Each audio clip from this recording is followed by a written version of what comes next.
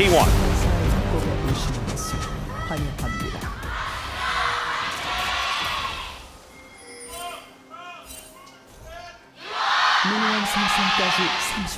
All right, and Lowpark erupts as the T1 fan chants go out. Of course, a lot turning up for HLE as well, and I did one of those things where we're on the T1 side, and so obviously it is louder to me. So I actually don't know. Maybe it was just even the whole way. It is a packed house here at Lowpark. And I can tell you it's a packed outside of the Lowpark house as well, outside. Overflowing house, one could say. There's a lot of screens that you can watch the game on. If you do come to Lowpark and don't have a ticket, you can enjoy the game with those who are also ticketless and just hanging out. Yep. Also, if you get tickets for one of the series but not the other, you can either turn up early or leave late and just still catch the other series, which is a good idea. Even between, if you've got a bit of extra time, PC Bung right there. It's a pretty cool place to come and hang out. I don't know why I'm like selling Lowpark. I don't really need to. You guys know looking that for a very aggressive steal here, Atlas, of this red buff. He does have Hex Flash set. And now Owner has taken a lot of damage from this red buff and just isn't able to take it. Peanut not going to stop him taking that blast cone as the Brambleback just gets a little impatient. This is a strategy you can employ when you know that at level 1 the Orianna is going to push in the Galio and there's no help for Owner. There's no way Faker can impact this play. Peanut comes in, surprises Owner there, is able to use his flash to avoid vision and get in and take that away. It's going to really affect Owner's early pathing here. It goes straight from Raptors to take away his red buff, and now Owner is going to potentially look to cross after the Wolves. See what he decides to do ultimately, because the bottom lane is hard pushing because it's a Nico lane. Not a great ganking opportunity. He's just going to cross the river and look to match that Raptor camp. Yeah, and Peanut actually flashed in to make sure that Owner didn't have the information. I believe they saw the ward go down, or just thought that there was going to be a ward down there. Yeah, he knows that's a very common place to ward, so just uses his flash to avoid it entirely. And now he's just using his Hex Flash to zip around the jungle. And Owner can track him here with this ward at least. And Owner is able to at least head down towards his bottom side and get a red buff of his own, but it's still a fair bit of tempo now being given over to this Poppy. A fair bit of information as well, as Peanut does clear out the top side of Owner's jungle and will now move to his top side. So it's like Owner is forced into vertical jungling here. Exactly. And so he will be able to come over here and recover his jungle now. And the game will kind of stabilize from here, but could have been worse for Owner. The Blast Cone obviously allows him to get out of this. Yeah, I didn't really talk about it too much, but this this is quite strong, this duo, because one of the weaknesses of Kai'Sa is the laning phase, and one of the weaknesses of Nico, actually she doesn't have any, never mind. Yeah, sorry. I was going to say it's not the laning phase, but she doesn't really have any, does she? No, the weakness is maybe Doran losing all of his health bar in the top lane. Obviously, that's not Doran's fault. Sion versus Aurora is just going to go like that in a lot of ways. Zeus can hit him from far away with all of his buttons. Yeah, and he obviously has Electrocute here and will continue to harass Doran as much as possible, denying him a bunch of farm here, as you can see. And he's going to get a plate. Looks like actually not quite off of this way, but should get one on the next one. Faker, Zeka is a little bit low on mana. We had the zoom. I thought perhaps I was sussed out he was going to do something there, but doesn't commit. Peanut is going back here to look for Owner as he comes to Raptors. Yeah, and Owner is going to come on in and see what's up. As you can see, both junglers in the end actually with basically mirrored clears, as Faker is going to try and Justice Punch his way back. Peanut going to practice his smite battles, or Faker is going to come in and deny that one from being a possibility, but just wanted to make sure that he protected Owner, made sure that he was able to get that camp, and things are going to equalize between our two junglers. Teleport back in from Doran. You see, like, nobody dies, nothing is really massively stolen, but Faker loses a minion or two right off of this because he comes over to try to help out. Zeka has control there. The wave is not crashing into the turret, but still some minions are lost there. It also meant that Zeus could play with reckless abandon because they knew that Owner had to be on the bottom side of the map. Exactly. That was the next thing I was going to mention, is the fact that you know where Owner is means that you can, when you have lane prio, just hard push it to its fullest. And even though the Nico lane is one that wins, in the early game here against the Lucian, he's still, even on CS, is going to be able to lane swap here to the top lane, no problem. T1, though, because of this, will be able to have their first shot at this dragon, and I don't think there's going to be a big contest. Faker comes in with his Merc Treads here off the TP, and that should just be the dragon going over. Yep, not going to be a contest here from HLE. They might be looking towards the grubs that are going to be spawning. We did mention the fact that Doran teleported back towards that top side of the map, so a little bit less lane swap flexibility here as Viper is just going to run at Doran. And the Griffin alumni are just doing battle. Press the attack working out, but Viper not going to be dashing after him. Didn't have a relentless pursuit, so just going to run back to this wave. You could tell by the movement of Viper there, he was very aware that there was a pretty good chance Doran was going to hit 6 in that exchange. He was really careful about how he pressured that. Doran did get it 6, and Viper walked away. Doran escapes, and that is the end of that. But a very cool moment nonetheless, because like you said, he still doesn't have TP. He's going to have to run his way back to the lane. Yep. This is still not going well for the bottom side of the map, even in the swap here, obviously. Well, there's that ulti that you were talking about. A fair bit of damage here onto Viper, who does just press E and try to survive. Does have Peanut in the area, but some honey fruit may not be enough to make him feel too much better about this. That's still going to be a pretty big win for Doran. Obviously, without his ultimate, doesn't have any all-in power, but gets a lot of that pressure relieved there on the top side. Zay's doing what he can now in what was initially a great matchup for him, but now is just going to be catching what he can of these waves. Does have level 6. We do see Owner is coming over here. We'll be seeing on this ward that he's going to clear.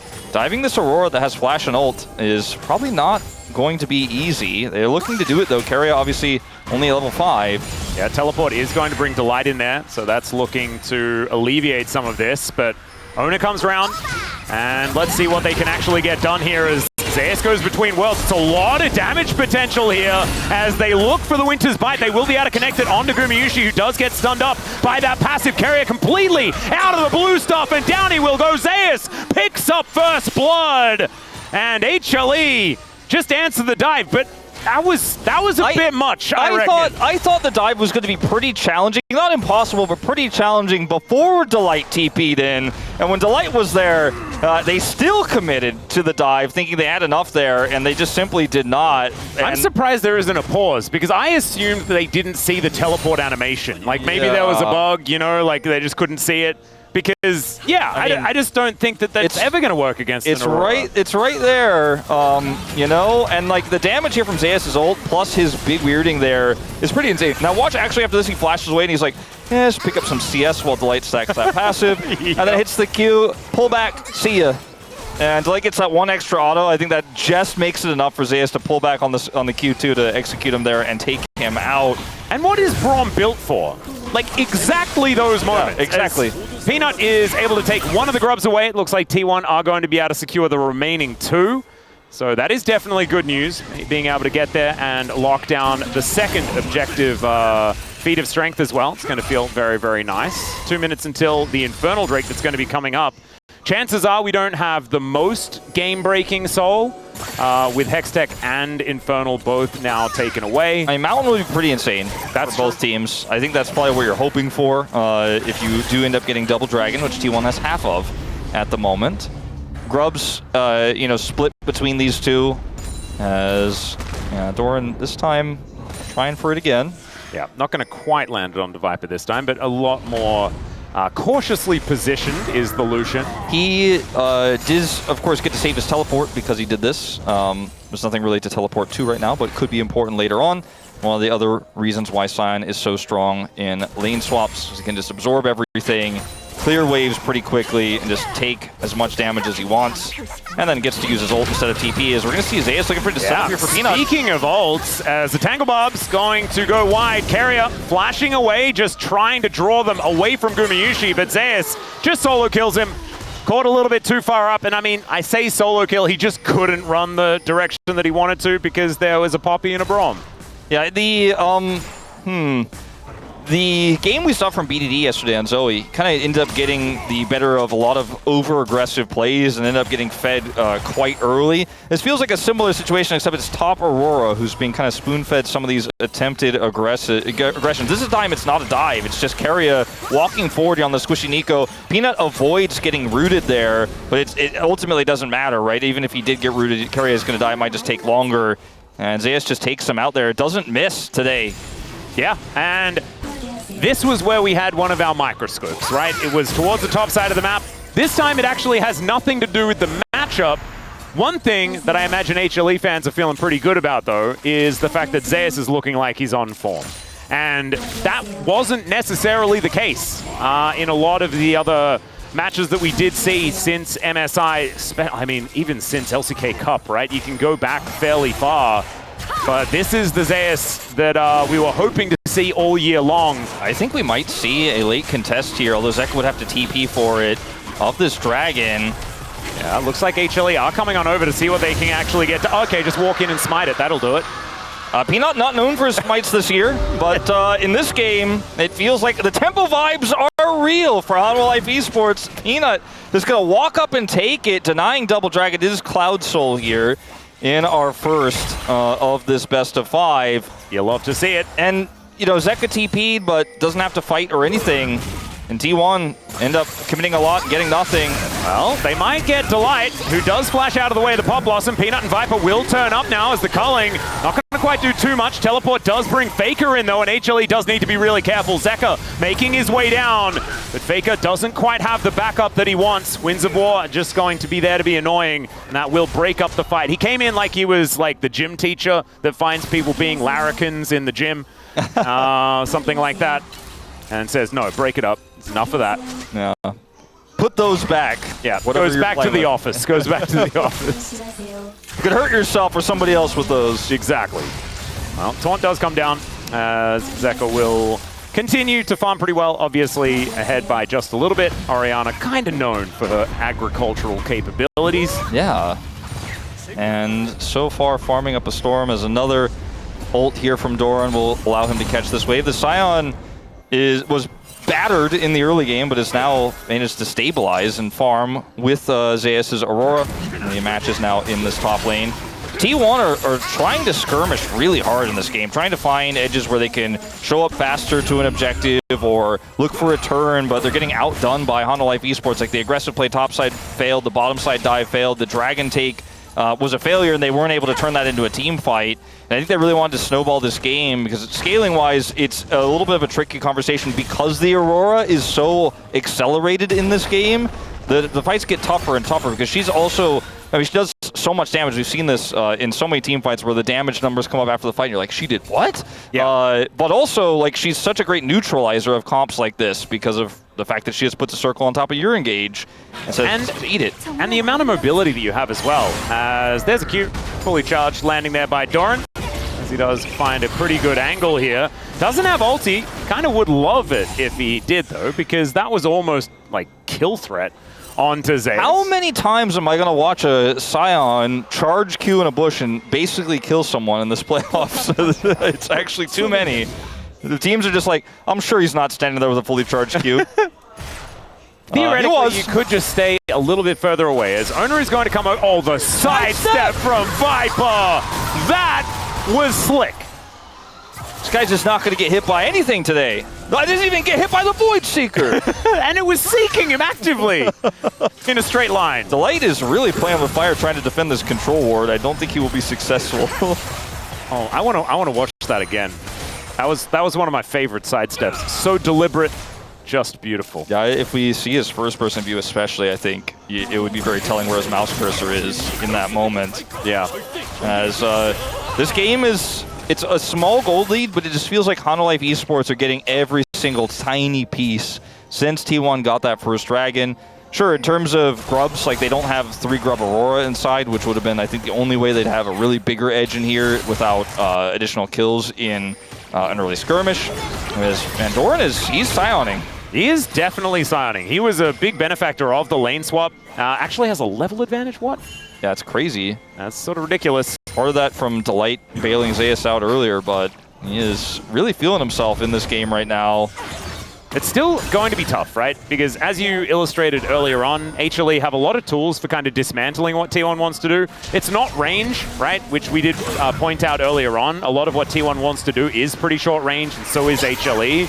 But the fact that Zeus has so much mobility, the fact that Peanut can break up the Wombo combo effectively with the Keeper's Verdict, like there is a lot of tools on HLE's side to kind of, I guess, like there's a word, but it's not in my brain. I mean, they catch the engage really well. They break it up. They can smash it and dissect. It with dissect is dissect the word. was the word. Like Zeka's ability to just shockwave that combo as well just breaks up everything T1 is trying to do. It's why Guma in the late game is going to have a huge role to play if we get there. As this is looking like it's just a HLE Herald. Well, that is the steadfast presence as the Pop Blossom does find two. Down goes Zeus. He just gets popped like a balloon. Viper kind of untouched, but Doran is just a brick wall. It's so hard for this Lucian to do anything as the shockwave connects onto two, but Doran stands tall. He's got so much health bar, it's absurd. So in the end, it's going to be Zeus for Herald. And honestly, pretty even. Yeah, pretty even trade here. See how the Herald gets utilized, because that's going to be the biggest part of this. Unfortunately for Hanwha Life Esports, because they lose Zeus, the Herald won't be usable for this Dragon. So the timing of this is kind of unfortunate for Hanwha Life Esports. If the Dragon was spawning in 1 minute's time, you know, they could reset, get Zeus back in, look for a contest of the Dragon with the Herald, but instead it's just going to be T1 getting the kill and getting the Dragon that goes with it. So arguably really a trade up here for T1 because of this Dragon. And they will take it for free. Doran also getting some additional time alone with this turret here on the bottom side of the map. As Peanut looks for the ult onto Owner here. He stops him with a steadfast presence, but he's not able to affect the fight otherwise. That guarantees the Herald, but doesn't win them the fight. Doran is, I would say, in a little bit of trouble. Rocking a hard place, all those sorts of things. It's going to take a while, but he is extraordinarily dead. They want to give the kill over to Viper, but he's unable to get it. And Zeus will be able to lock that one down. Zombie Scion is going to be dealt with. So now HLE. They're going to get this turret too. Yeah, they might be able to do it, as the Herald can just be thrown down. And, you know, just a moment ago, we're he's got some alone time in the bottom lane, maybe a little bit too much alone time. I thought that was going to be feats of strength for T1, but in the blink of an eye, it's feats of strength for HLE. Yeah. That's just how quickly things can change. Oh, the pendulums. And now T1 are fully grouped down here without Doran. Doesn't have TP, trying to defend this charge. There's. Okay, well, he's just going to try and run away. 90 health on Shelly. And he see how the drift does go. Yeah, nice driving there. Even gets some CC onto the crab. And then Shelly's just going to run away towards the bottom side and will be dealt with. So no extra charge or anything like that, but just sometimes you need a way to perambulate yourself. And that's precisely what Zeus got. I feel this game is going to get harder for T1 before it gets better unless they can find a big combo in an upcoming fight. And because these objectives were taken, for example, for free, like the Herald was stolen away by Peanut's ultimate, and then he's able to get that. They lose the fight, but they get that objective, which leads to a turret, which leads to feats of strength. Then the Dragon that they got after they got that kill onto Zeus doesn't give the T1 the opportunity to fight. Now Faker is going to be the next one to be caught in sides. Yeah, we've seen this play, this exact play that was like 5 minutes ago, as Faker's going to get stunned up by the concussive blows. That will line up the heroic charge so comfortably. Man, this Poppy Braum combo, it's working pretty well. And I mean, this kill was taken away from Zeus, but if he actually gets that there, he's on 4 kills, but I don't think he really cares that much. Given the game state, he's about to be a whole level up, or a whole item up, rather, on his counterpart in Doran, and he is just so large in this game. And it's these side lane pinches that T1 have been, unfortunately, so known for this time, not for the good way that we've seen in the past, where you've got Faker side laning, they turn it into a big win. They just kind of keep getting caught and getting nothing in return. They got to push onto the top side. They're not able to get the turret in return, though. And it is getting tougher before it gets easier, and maybe it doesn't get easier if this continues here for T1. It's looking a little bit rough. However, one thing that is fantastic, well, outside of that trade being a lot of damage, one thing that does look good, though, for HLE especially, is the fact that Peanut is doing things today. It's Peanut Poppy. And he had a game plan for the early game, right? Like, it did feel like in a lot of the games that we saw HLE play that Peanut didn't have the same level of knowledge. Like, he just kind of got it. When this team looked good, Peanut knew things before everyone else. Yeah. But what he's looked like over the last few months has been sort of the opposite of that. Like he was playing catch-up the entire time. This is once again that proactive Peanut that we were hoping to see more of. I think it's not fair that yesterday Canyon got his Lee Sin stats lower third, but Peanut didn't get his Poppy stats lower third. Maybe we just can not get one. fair. Like, this is Casters to G-Sun. If you could, if there's a Poppy lower third that we could do of any kind, even if it's just a picture of Raggedy Ann, that's completely fine as well. All right, now, jokes aside about the Poppy sets, T1 are fully grouped here on Otacon right now. They get a pick. Could be an opportunity. They have this choke point controlled. Now, this is exactly how T1 want to fight. They don't want to push into a shockwave in the choke point, but on the outside, on the concave of it, they have a great team fighting composition. Doran also has TP at the ready. Yep, engage Braum at the ready as well, as you were talking about. Shockwave to clear out the wave and a Faker at the same time, as he will take 3 turret shots off the back end of that play. Zeka actually convincing the Galio to leave. I think that's 100% worth for Zeka, because now your Galio is just not in this fight. He's going to have to back in TP, and they've lost all control. And sure, your Shockwave's down, but T1 just cannot team fight now that they've lost control of this area. Faker chases a bit deep there, trying to grab the turret. Just out of vision. Yeah, it's crazy. And they're just going to get the free reset. Yep, nicely done. So Void Seeker from Gumayusi just going to try and scan the river. But they do have a fair bit of deep wards, things like this. T1 not going to be too surprised about what's going on the map as Gumayusi gets the shove in this mid lane. And Viper will be making his way back. Essence Reaver and on the way towards the Infinity Edge here for the Lucian. As item number 2 should be very close for Gumayusi at the same time. In fact, probably has it. Yeah, there's the Rage Blade. And that's a big deal. That means 2-item spike a little earlier here for T1 in the bottom lane. Obviously, the items are a little bit cheaper, but still, item completion is very important. Yeah, this is the type of explosive fight you need, or the type of item advantage you want to have that explosive fight here in the mid game as T1, as Keria. Yeah, Zeka just sent another person home. Yeah. He's a bouncer. Yeah, he says you can't here. And so when this choke point is controlled for Hanwha, T1 just can't fight, especially now that this time he sends him home without utilizing the shockwave. Faker is actually still lurking around this area, but they're very aware of it. And it's 10 stacks on the Rod of Ages. It's Seraph's complete. Like, Zeka has... He's so difficult to kill. Yeah. Like, this is the Bruiser Orianna that we saw as... There we go. There's the Lolly Poppy. Never mind. Not even Ragdoll Poppy. That's the... It's the terrifying one. There's a reason why we don't have that splash out anymore, guys. That's Nightmare Fuel. That's an image of me taking a bite out of Peanut's win rate there, being like, yes, it's delicious. So high win rate on this champion. I don't actually have the number on me right now, but it's really high. Maybe we thought about using it, but we were like, no, let's just not. In my mind, it's very high, but you never know. In my mind, I feel like Beryl has an extraordinarily high win rate on everything. But as we know, that's not often true. All right, so once again, T1 wrestled away this prio of the Otacon, and we continue to do this dance here. And they need to hold on to it, right? Guma's in a really good position here, very difficult to punish. Doran's getting impatient as he just flashes on top of Viper. He tries to get out, but the Pop Blossom was waiting for him, and Faker just bonks him on the head, lands down from the sky. That is just going to be the one pick. A lot of resources used. Every R button has been pressed to take down this Lucian. But still a fair bit of damage towards Delight. Peanut trying to be a nuisance. I don't think it's Otacon time, but it's a good pick for T1.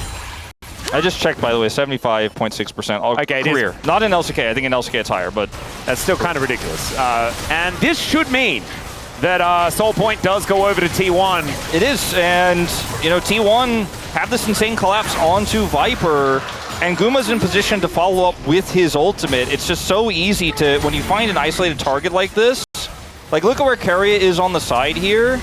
Pop Blossom comes in. He knew exactly what he was going to do. Like, Guma's on lock, and this is kind of a mistake from Viper to be that far away from your teammates, to be in that engage range. Just gets completely caught. I mean, I think positioning for Keria needs to be celebrated first. Yeah. You do need to be building that phalanx together. Reading the flash, though, oh, gorgeous. Yeah, it's really clean.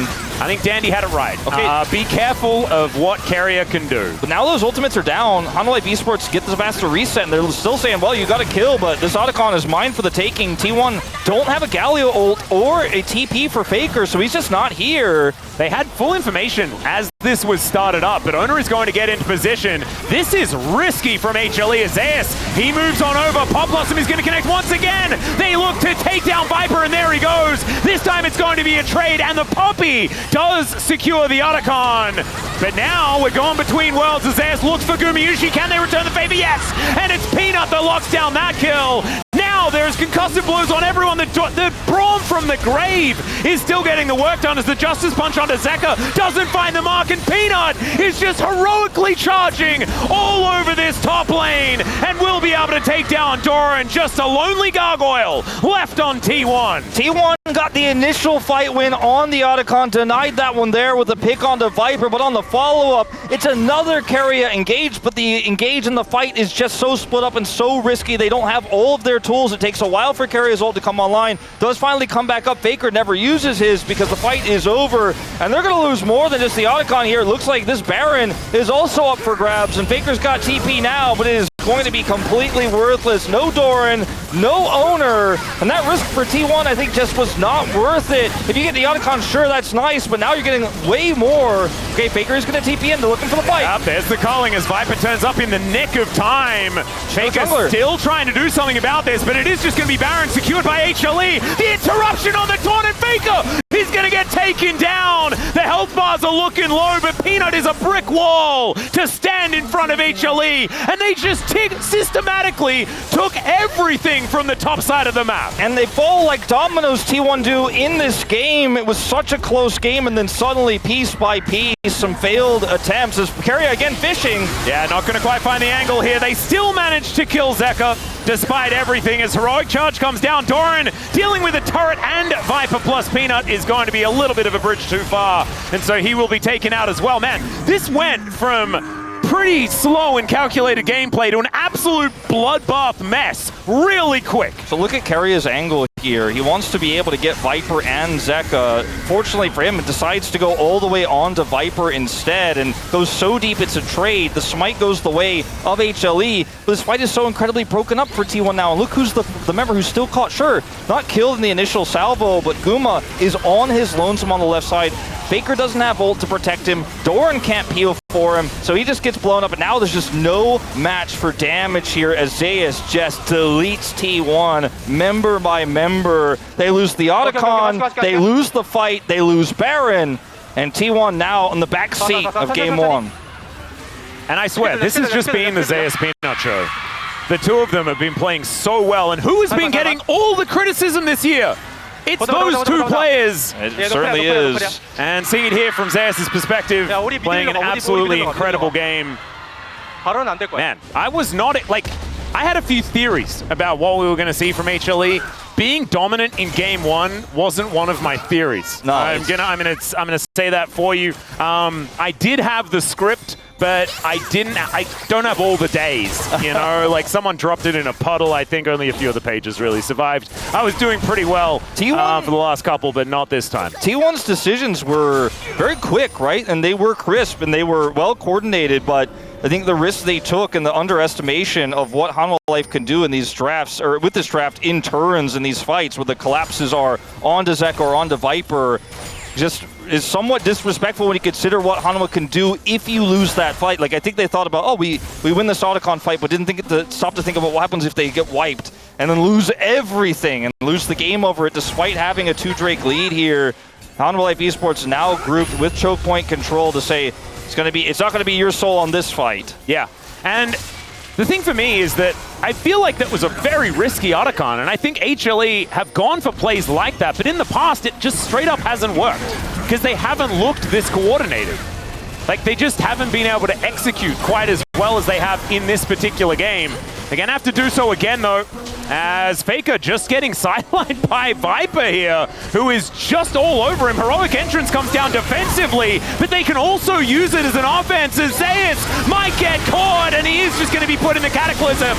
The culling comes through, though, and Owner is going to be taken out as well. Viper relatively untouched in the back end as Faker goes golden, but that is not going to save him. And now Doran just trying to run away. T1, it looked like they sort of had an angle and they have half a plan, but it's the getaway that they haven't figured out. They just don't have enough damage, Atlas, and it's a triple threat here for the side of Hanwha Life Esports. Sure, maybe you can kill one of Zeus, Zeka, or Viper, but you can't get all three, and you're never going to get 2 out of 3.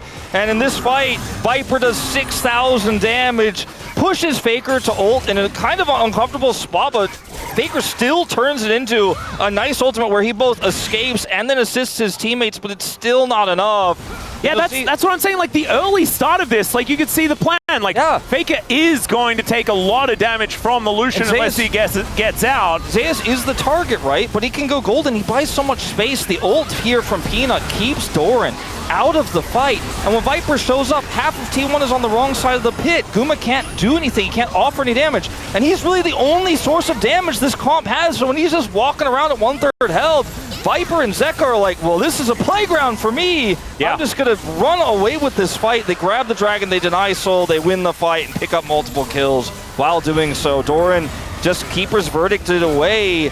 And Guma was on the left side of the pit. Like, he just couldn't offer anything back. Yeah, you were talking about it. I think that Gumayusi has a lot on his shoulders here today.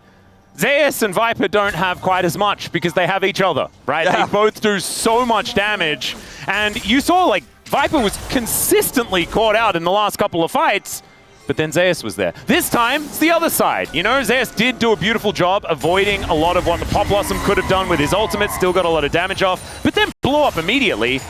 And then Viper was untouched, right? Yeah, and the build here from Guma doesn't offer him a ton of like consistent damage later on. Like, he's Kraken Slayer Rage Blade, it's super standard to then go into the Nashor's Tooth. Obviously, is going to give you the transformation so that you can offer some poke, but I just don't think poke is going to win you this game. You need more consistent damage. He has safety then as well on top of this arm guard, but it just really isn't going to be the one carry hyper carry. This is not a Teddy Kaisa like 1v9 game, and especially with the game state now where they're so far behind, it's difficult for him to do so. As here comes Peanut up into the front line, they're looking to collapse. And the ulti comes down from the engaged Braum. Keeper's Verdict gets rid of the Galio, but he's probably the one more hopeful about it. As Pop Blossom hits everyone. Zeus goes golden, so does Zeka. He's able to flash his way out the Shockwave onto only one, and it's only Carrier. And so it looks pretty good here for T1. They take down the Aurora and the Orianna, but Viper is still alive. Justice Punch comes in. The front line is still there. The flash is read by Ona as Viper is just gliding away from the fight. He finds the Jarvan, and you've got two carries, but not the one that matters. Not the one that matters, not the one they need to get in the end, and Viper plays it so phenomenally there in the end. Kites away, gets the kill, and if we get a replay of this, I want everyone else also to watch the snipe from Zeus with his death rattle, his last breath. Gets the pullback on his Q. Nico taken out here. Faker the only one remaining, the last man standing here to watch the Baron fall. 4,700 gold the lead. All right, well, we've got a teleport coming in. Faker and Doran are both very tanky. Now, this is a little bit risky here for Hanwha. I mean, Delight's basically dead. TE is coming through from Zeka. He does have his Shockwave back available. But they also have Gumayusi coming in. Killer Instinct at the ready. Cullen comes down. And T1 are going to be... This is risky for HLE as Doran gets himself in there. He's avoided majoritively, though. And the Q does absolutely nothing. Voicing unable to get any steals. And we're going between the worlds. And what's between them? Looking like a Game 1 victory here for HLE, who will grab another Baron and look for another push. Just phenomenal performances across the board here, individually, but also as a unit from Hanwha Life Esports. They had a massive lead early, and they just keep taking W's with it. Even with T1 trying to catch them for their greed, they just outplay them once again on this Baron. And it looks like the Nexus will explode here in about 33.5 minutes for T1. It's not looking good. They could go for one last-ditch effort, and we'll see whether it is going to work out. But Ona, man, like, just wasn't able to do anything. The Keeper's Verdict is in, and Gumayusi is out of there. Pop Blossom not doing anything here at all. And the Cataclysm comes on through, but I think we know who is at the mercy of the Cataclysm in this game. Is this time they'll be able to get Viper. Never mind, Gumayusi doing a fair bit of work, but the Shockwave is gorgeous. He will be able to go into stealth momentarily, but that's a dangerous orb. Still able to actually buy enough time, as the dead inhibitor turret will be able to almost get Zeka to safety. Dead, unfortunately for him. He's going to come over and grab this turret at least. Wait a second. Base race, ladies and gentlemen. Wait, actually, there's no way, right? He's going to look for it. He doesn't have flash available, but Doran also not really able to kill him. Zeka is just here, and he's looking to go to game 2 a little earlier, but it's just not going to happen. Unfortunately, couldn't get through administration on that one, and we're just going to have to wait. should have played Castle and Atlas. Yeah, definitely should. Well, in this fight here, there's just an initial attempt onto Doran, right? He's super tanky, but they're so far ahead, it doesn't necessarily matter. Blossom comes through. Now watch Zeus in this fight. Watch him. He's so low, flashes away, gets over the ult here of the Jarvan, and snipes Skooma. It's actually absurd. Like, it's actually unreal. And then from there, that's not enough, right? Because there's just so many melees trying to get on top of Viper. And Golden is Faker, right? Look at this attempt from Owner. He flashes over the wall, dashes back here as the... This is still Cloud Soul for T1 possible, but Zeus is just skipping into the enemy base. Closing in on the exposed nexus of T1. There's still a few members here. They still have 4 left alive. And Guma is going to have to make a miracle happen here in this base defense if we are going to see this turnaround for T1. Well, there's the Between Worlds for Zeus, already doing so much damage. Goes Golden here as well, as Doran taking a fair bit. Heroic entrance just to buy some space here for T1, but Zeus just walks around. Phenomenal performances from the carries here of Hanwha Life Esports. Every single member had a role to play because, like you said at the beginning of the game, it was just Zeus and Peanut against the world. They were doing everything in the early game. So many big ults from Peanut, the early ganks. But then when it came to later on team fights, Zeka showed up big with his shockwaves. He was able to survive some of those engages. He was able to split himself away when they were collapsing onto Viper so he could survive and help turn those fights. And then Viper, 51,000 damage on Lucian.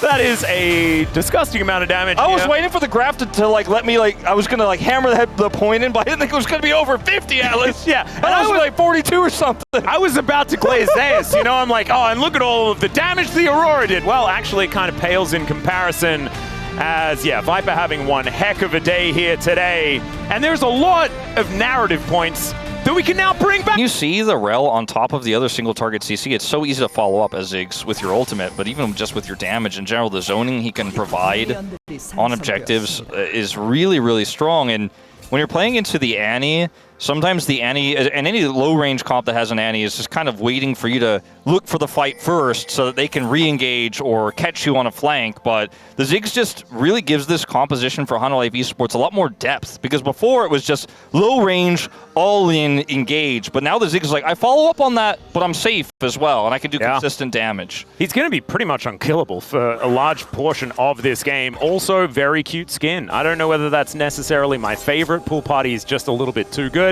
But it is kind of adorable and does have a lot of pretty colors, and I like pretty colors. I'm a simple man. Okay, having a look here in this mid lane, as Faker should be absolutely fine here. I believe probably a similar matchup to what we saw in the first game, but this time you can see that Faker is able to get a little bit more priority. It gets the stun here. Zeka still gets that minion. Yeah, it's going to be level 2 first for Faker, nothing crazy. I'm more interested in, we know what the bottom lane is going to look like, which is Ziggs is going to outrange and put some pressure on. Not here at level 1, but once level 2 gets hit, it's going to be a little bit easier. He's also missed a few of those Qs. What happens in the top lane is where I'm like, ooh, that one's pretty spicy. Yeah, that's what I'm talking about, observers. Yeah, it is continuing to look a little bit spicy here. Zeus has gone for the grasp, and the wave is going to be shoved towards him right now. We are going to see both of these top laners sitting on pretty low health for a large portion of this laning phase. It's going to give us a bit of anxiety, and hopefully we can all cope with it. Yeah, Doran gets the shield there out of Zeus, doesn't commit his Q, uses it for the minions, crashes the wave in. It does feel like most of these. Yeah, it does feel like Doran's shield will be helping Zeus out here quite a bit. I don't know why he stole the shield of his lane opponent, but there you go. And Doran is actually going to be going for an early back here as well, just to make sure that he's feeling all right. Teleporting in as well, as he will be able to collect a cloth armor. Zeus is going to get a little frisky with this. I was actually thinking about going home himself, but decides instead to stick around momentarily. Now, sometimes, you know, with Ambessa in another matchup, you can just, like, spin around, press all your buttons, get away, and then be like, aha, now I have health advantage with my TP. But instead, he's trying to bait him because Peanut's coming. Doran, see if he reads this. Well, Doran actually sticking around, does have that snip fully stacked up. Will mean that Peanut is just going to back away. But Doran in a very good position now. Okay, see how this one is going to go. And now Zeus is kind of in this awkward spot where it's not a great time to back and wants to get these minions pushed in and then back and then TP back in. Might even just be able to skip the TP if he could have cleared the whole wave. Just gonna walk away now. Yep. And Peanut does not commit any further. as this bottom lane is really not going according to the tin, as you often say. It's going very well for Guma, in fact. The area on being on this range support does help quite a bit. And I think a lot of shields as, yeah, nice little satchel there to get Viper out of dodge. I think this is more of a don't die type lane in the early stages. I think it's more unanswerable later on. If you make a mistake as the Xayah, then you can die. But if you hit all of the Poke Zigs, I think even into the Renata, you can get some advantages. But he has dodged a lot of that poke, as we saw when we were watching that lane earlier. Like Guma and Keria were really absorbing it well. You know, you can shield things like the bomb, the Comet as well with Keria once you have level 3. And he's actually winning the lane quite heavily, and will force Viper to back and TP in. It's kind of crazy. He's actually going to TP top. Yeah. So just going to be swapping the lanes here, as Doran with not a lot of blue stuff. Viper is going to be able to annoy him here momentarily. Bouncing Bomb chases him down the lane, but not too much else is going to be gleaned as, wow, Delight very close to just dying. If there was a feather recall there, could have been problematic. It might be a little bit of a glimpse into what Zeus' future looks like, as he does very nicely clear out these minions. Yeah, a lot of minions to be caught here for Viper. Will get some of that CS back that he was missing. You can see he's just going to try to take some away from his opponent. Because of this lane swap that Guma and Keria were confident enough to think that they could force, we actually see Guma taking teleport as well, which is quite rare. It's normal for the Ziggs to do this because he gets so much value out of it, and because he destroys turrets so quickly, like there's so much utility in it outside of lane swaps and getting pushed in the lane. But Guma matching it, that's pretty rare. But I actually think it makes a ton of sense in this game. Very smart choice. Yeah, pretty cool. And it is going to mean that T1, with that control of the bottom side that they did lock down, are going to be able to get themselves the first Drake of the game. That is going to be a Chemtech this time around. Not going to see any Chemtech souls. And that should be falling down momentarily. Level 5 still here for Doran, is pretty close to level 6, but Zeus, as we could see, does manage to pick that one up a little bit earlier on. As Gumayushi is over here, there's the crash down flash out, but over the wall comes Peanut, and Guma is in so much trouble! Satcheled and destroyed. Handshake there, top of the morning to you, says Keria as he walks his way past. But that is just a quick pick off, and HLE are on the board. I thought Guma was aware that Peanut was in the area because he had the wave pushed up, but he suddenly walked back. Maybe he thought Peanut just was not going to stay that long and thought, okay, it's just going to be the attempt there with the satchel, and takes the flash angle that unfortunately isn't going to save him if Peanut is right behind him. And Peanut is able to get the kill without level 6. Has level 6 in his ultimate now, so still going to be able to walk straight back to the jungle and potentially make an impact in these lanes. So big win here for the side of Hanwha Life Esports. As we'll watch it again, clearing this control ward here. Delight goes in for the engage, and Guma had otherwise been positioned really carefully here. Keria is nowhere nearby. He even commits the heal here and try to save him. I mean, there are a lot of summoners, like even Viper having to flash forward for that one. As Delight just walking on over, will find the crash down, the Rune Prison in there as well. Cease and desist, and Faker will be taken out. Now Ona is going to come in, but another teleport from Keria, Vault Breaker to try and keep them safe here. As Ona finds a big Q, that should be able to disengage this one, but nothing back here for T1, and HLE find another kill. Another kill onto Faker this time around, and I was starting to get worried that maybe they were going to get another one there, but good disengage from T1 after the commitment of the ult from Owner and the TP there into the mid lane. And ultimately, though, it's still a kill, right? Like Zeka rather is flashed down now, Peanut flashed down now, but a lot of gold generated in this early game, and Viper starting to run away a little bit with this top lane. Yeah, and Delight, his rel kind of getting work done around this rift. Bouncing bomb onto Gumayushi, starting to do a bit of damage here as it is lost chapter complete for Viper. Likely going to be going for, you know, the Ludens type build that we did see yesterday. Yeah, that's what you have to imagine, especially in this draft. And Peanut is already going to try to go for one of these grubs here. Ooh, stolen away there by Ona. So nicely done for T1. And Peanut had the smite at the ready, just not quite able to secure it. It's obviously a Vi, so can get out of there even without his flash, but not what he was looking for. Was hoping to at least get one and say thank you very much. Yep, good timing does come on through as Viper with a bouncing bomb is going to find a bit of damage onto Ona. Mega Inferno Bomb comes on down, but Ona is going to be able to secure all three. So some grubs going over to T1. It's going to feel great, especially for a Gwen composition. Yeah, that kind of fight there felt like fate decided T1 was going to get all three grubs. Like, between Peanuts not able to smite and then the ult coming through. His Faker here is way up in the lane. And the Realm Warp comes through from Zeka. And the flash actually comes out here in weird timing. Keria does show up here, of course, and is very promptly going to leave. Yeah. And Zeka looks for the flash for that one. So 2 flashes down on the side of Hanwha Life Esports, but ultimately, still got the kill. Got the punish onto the Annie. We have Cease and Desist coming up relatively quickly here for Peanut. Faker still with his flash, and so will likely be able to avoid that death in the mid lane, especially with waves being shoved on in. As you can see, Zeka here with a fair bit of control, and also doing a fair bit of damage. Grabs a plate, and the Rise feeling very happy at this stage of the game, wanting that Rod of Ages to be complete. It should be getting there pretty quickly. Yeah, this Ziggs just getting so much free push in the top side of the map. Now Doran, without teleport, trying to come up and catch that wave. See, a TP is going to have to be used here by Guma to catch the bottom wave.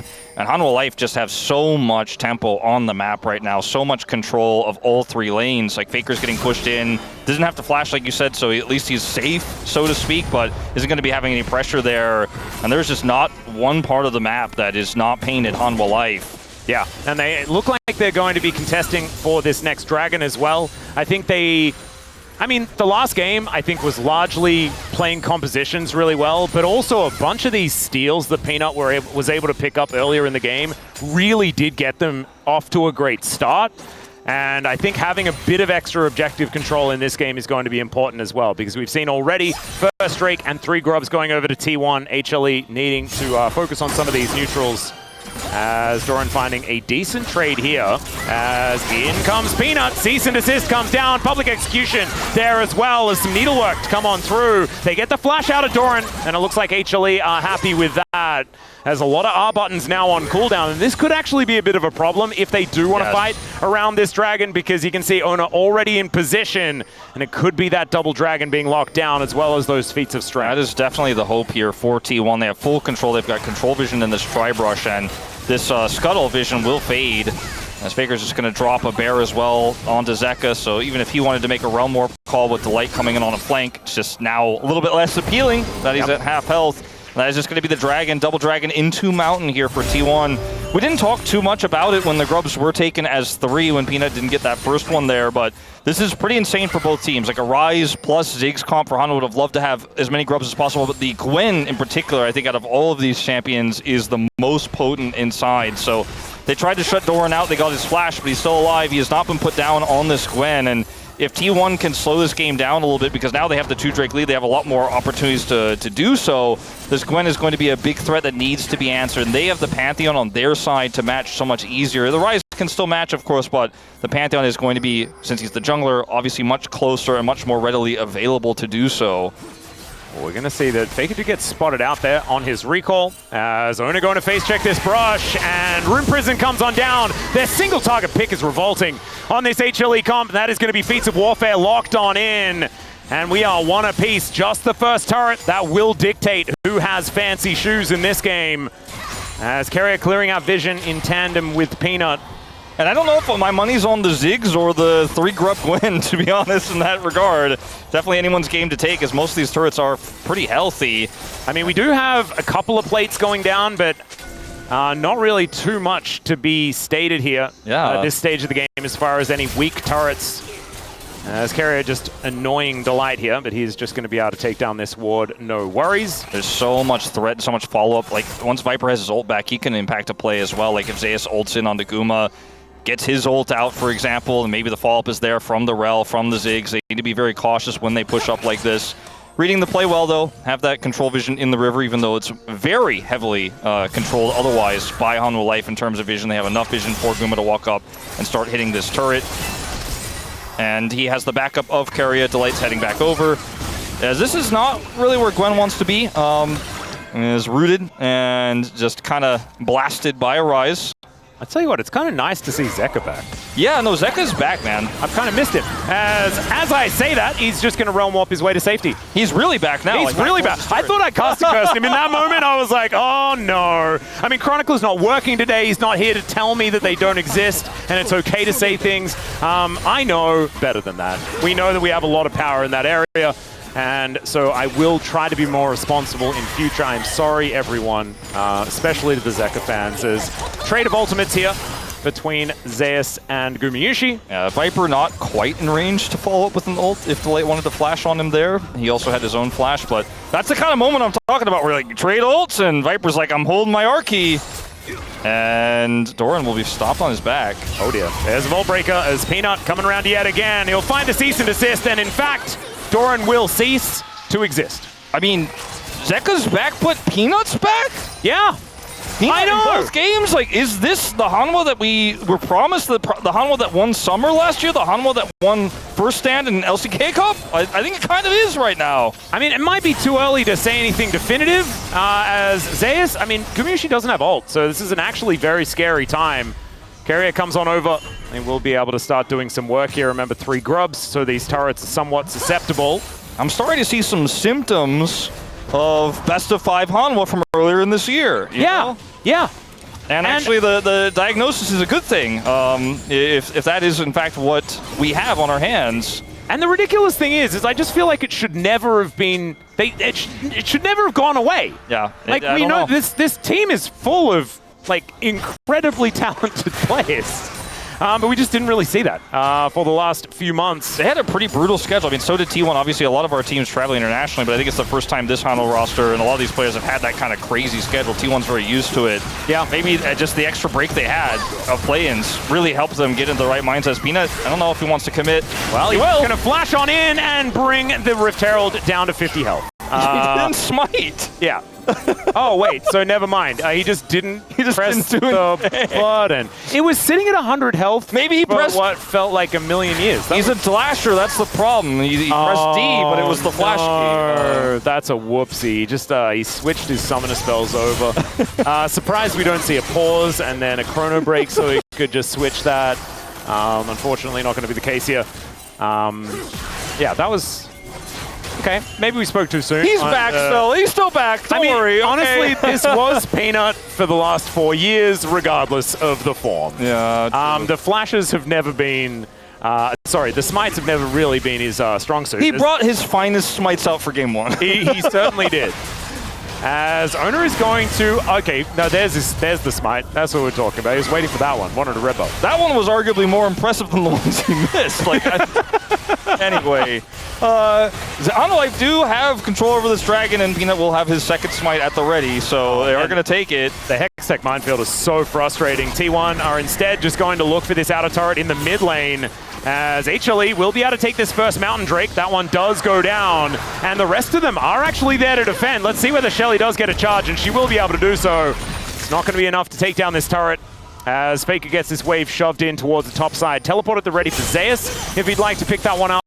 But he is also doing some housekeeping here towards the bottom side, and it's just going to be a Realm Warp that brings Zeka up there to alleviate that lane of the minions. This Ziggs in the draft hasn't made the biggest impact in terms of team fighting or big combos with the Rel just yet, but I think it's really helped Hanwha hold on to control over the map and allows Peanut to make these attempted steals, right? This one... Yeah, and it's also from this time of the game, right? Yeah, exactly. Ziggs really gets valuable because A, you infinitely clear in the mid lane, and B, you just walk like a few Teemos one way or the other, and you can boom. Clear an entire wave. Yeah, you can clear an entire wave, you can ult anybody for kill secure, you can defend any turret from a push, even like a Gwen push, you know, that we've talked about with 3 grubs can be defended by Viper just saying goodbye to that wave you're talking about. So Ziggs is just so multifaceted in what it does in this draft here for Hanwha Life. We mentioned it before the game even began, and I think we're really starting to feel with Peanut having this performance again on the Vi,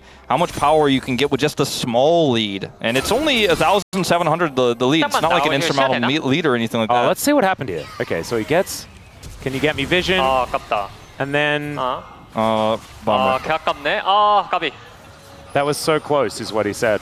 I'm actually... He tried to smite it, but this time... Right, that one was much better. So I think he was just out of range or something like that and sort of watched it at such low health and couldn't quite get there. It looked silly in the observer client. It did definitely look silly. A little bit more realistic there. You could see, obviously, it was very calculated. And like when you watch that steal on the red, you're like, yeah, how does he ever miss smite if he gets that one? Like if he can do that one, like what's up with the flubs, man? Oh, Petal. Petal check. T1 13-2. Some teams just don't hit pedals. I know, and HLE We're going to have to get some doing, stats for this. Yeah, HLE we're doing a good job with the pedals in the first game. This game, not so good. We need to get some more pedals here. As Peanut is just going to be breaking some vaults away from Carrier. Zeka's like looking at his Roa. He's like, I don't need that. I don't need pedals. Yeah, you guys go do the gardening. I don't need to do that. I got a garden in my stick that I picked up. Yeah, it's quite convenient. Indeed. Fake There's drops a up route there. here. Yeah, he doesn't have that anymore, but Delight's just out of range to make something happen here.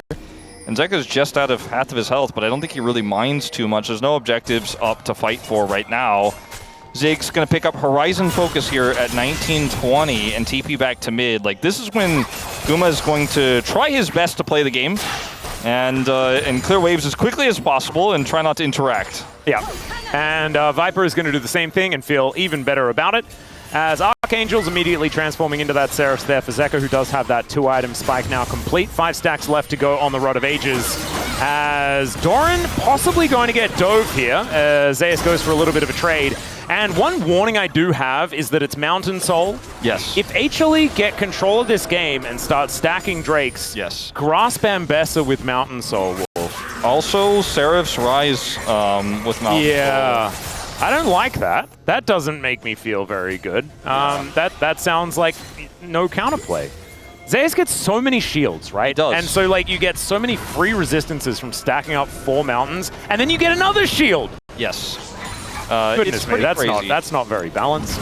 Zeka might get a Zonia's later, you know? Yeah. Watch out. He might get a... no, he's not going to build. Well, he's got strong feet because the first turret does go down towards that bottom side of the map. What we got there. 3,000 gold is the lead here for HLE. It's sort of just, I mean, obviously first turret blood going to be a big deal, but it was sitting at 1.5k for the majority. Just slowly but surely holding on to this game is HLE, but T1, they do have a lot of tools, right? If they pull the trigger all at the same time, like the burst damage is kind of obscene. Yeah, I mean, look, T1 are still in this game in a big way because they have such great collapse, right? They can stop side laners really well. They have a 3-grub Gwen. Like, all they have to do is win one team fight, and then Doran just exists, like, for example, in the bottom lane right now, and 2 turrets disappear, and then the gold lead disappears, and it's like, it's just one fight. That's all it takes for T1 to get right back into this. The problem is, Hanwha have so many great tools to stop that from happening, and they have great clear with the Ziggs. They have so much easy fall, but they also have great, single target CC and brawling power in this composition. We're going to see Zeka TP topside as this fight for Autocon Vision continues, and Faker is the target here. Yeah, Vault Breaker comes in. There's the cease and desist. Mega Inferno Bomb and the public execution, and the Annie's just dead. But the rest of the cavalry will turn up. Peanut in a bit of trouble, but he makes it out alive. Zeus will see whether he's going to be so lucky, and yes, he is. He's stacked up some grasp, and he's just healthy enough. Still, that's a bunch of flashes now on cooldown. The job done, and we do have now the Drake being started, and Ona now moving up towards this top side as Delight is going to move in. Zeka's like, is this what you want? This is a really scary situation here for either team to start Autocon. I don't think they will. It's just mad. Surely T1. The fact that Peanut can just take this dragon for free, though, is kind of insane. And T1 feel priced in to try to do something about it. It's just so risky to actually commit to this. Delight has his ultimate, by the way, at the ready. There's the Mountain Drake as teleport to come in. They're looking to pincer Zeka here. And Handshake is going to miss, but look at this AoE damage. Immediate flash out from the Rise as Delight finds the Magnus Storm under 3. Hostile takeover is only on the Metal Horse Pants Girl, and Doran, he has to flash away. This Otacon is now looking worse for wear, and Peanut is like, thank you very much for once again another leash. I think this was just a risky call from T1. I get the idea. Doran's with the Krugs. He's with the Krugs. They told him that the Mega Inferno Bomb was coming. They told him that... Not that the Vi was coming. There was a realm warp that they gave him information about. Yeah, I think they just told him, like, nice dodge, buddy. Yeah, it was a bit of that. He was also almost, almost really dead. Well, is that what the Krugs sound like, Wolf? Yeah, I think so. Oh, wow. Well, what would you say that accent is? I don't know. I liked it a lot. Season This is going to come on through here as Faker does have Tibbers, but doesn't have his life. And Zeus is going to grab another one. What is happening, Wolf? Well, T1 are likely going down 0-2 in this best of 5 is what I think is happening right now, Atlas.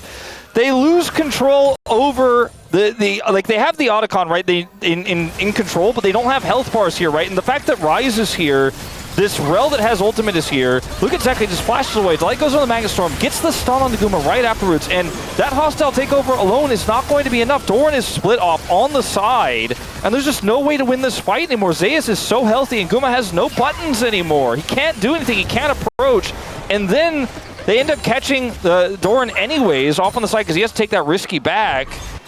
And Faker dies right afterwards, and it's just too much. Like, there's too many dominoes falling over here for T1 all at once. And similar to game one, where you're a little bit behind, there's still one team fight in it, you're back in the game, but they keep trying to force these fights, and I think it's always been the T1 mentality. Like, we can win any fight. We can win off any turn on any objective. It's that confidence. That's the T1 magic we often describe, even when they're down on gold, but now down 5,000 gold.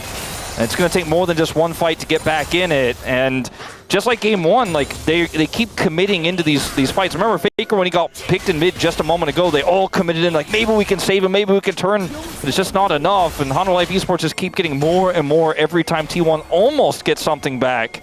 Yeah. Hanwha Life gets so much more. And it's so hard, right? Because as this game gets further and further away from T1, it gets easier and easier for HLE to play it.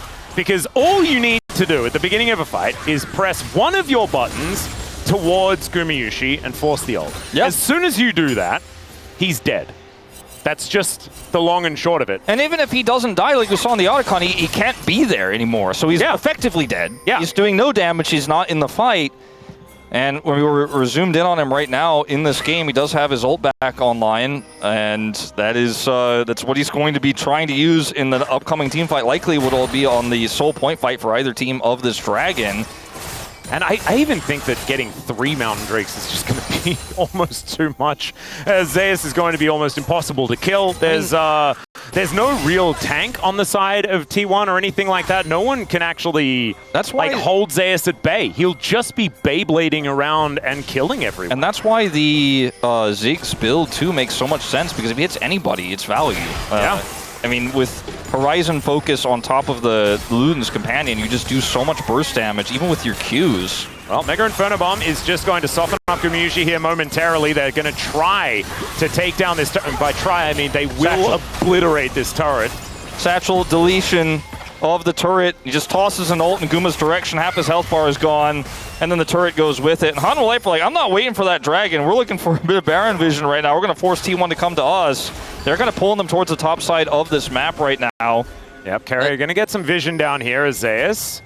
Possibly in an uncomfortable spot, as there's the ulti in from Ono, but he's Ambessa. Yeah, he's like, cool, I didn't need my flash anyways. Yeah, now HLE are going to turn this into a potential opportunity for a fight themselves. They have to join here to make sure that T1 doesn't get too much power around this Baron, but they don't have to force a fight necessarily. They're going to grab this Crab, which will clear vision out. That last final ward there is now gone, and they can just walk away. They don't have to fight on T1's terms here, as Viper has full control of the mid lane.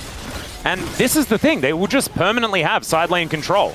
And that's what's been happening this whole time, right? Like you said, it gets easier for Hanwha Life, but they've always had control in this game, but now they have like maximum control. The Gwen hasn't been able to see a turret for a long time. Like he hasn't been on the same screen as a turret for a while.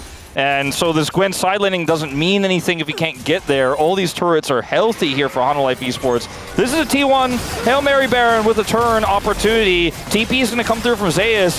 This is that T1 magic attempt.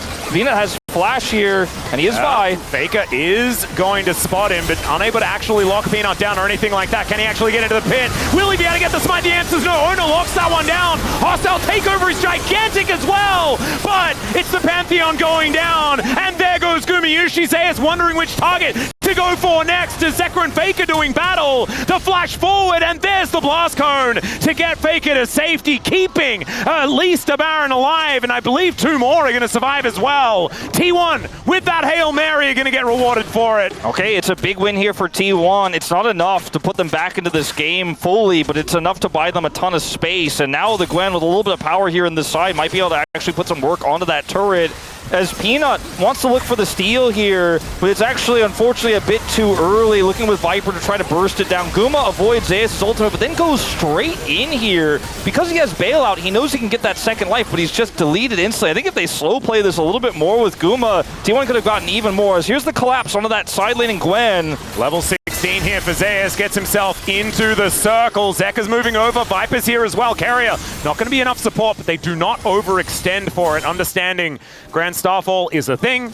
That would be difficult for them to deal with. Faker will be able to take this out of turret in the mid lane. Second turret of the game here for T1. A lot of standing gold. Lot of standing gold. Gold lead is shrinking turret by turret here.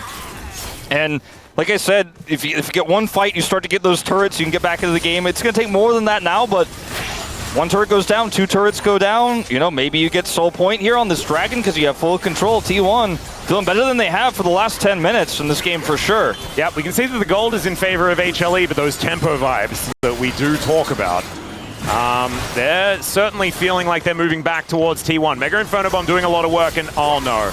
The Ziggs now getting an opportunity to set up, and that means this sort of stuff happens where they all take too much damage. And like right now, Hanwha Esports are just going to keep what do you do? Yeah, no, you can't walk forward, and Guma still has his ultimate, but he has to be so careful about how he uses it because there's a Vi, there's an Ambassador, there's so many threats. There's no Ziggs bomb here. At least you've got that. Owie. And like they just say, T1, if you're going to hang on this dragon, we'll just push mid.